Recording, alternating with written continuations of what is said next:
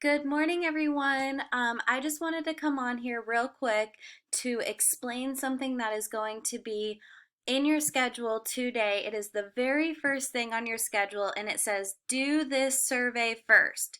Now, a survey is a bunch of questions that they're going to ask you about how you felt about certain things that happened this year. So it might ask you if you were happy in the classroom, things like that. So they are going to ask you like, yes, I feel this way, or no, I feel bad about it. So make sure you answer all of the questions honestly and truthfully how you felt.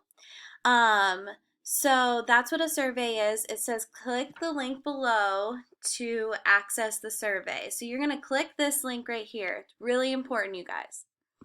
So you're going to click that link and it's going to show you this page and it says enter your access code here. Now you're probably wondering what your access code is. Your access code is going to be your lunch number. So you are going to put your lunch number in. This is your ID number. If you don't remember what your lunch number is, please message me and I will give it to you.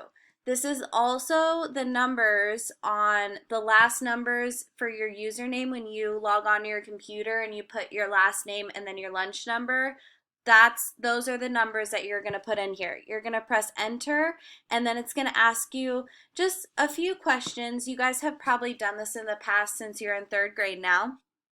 And you're just going to finish that, and that's the first thing you need to do today. Very, very, very important.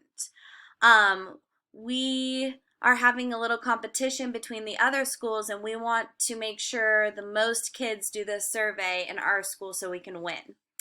Also, it's really important that you get your 12 Lexia units before you log off.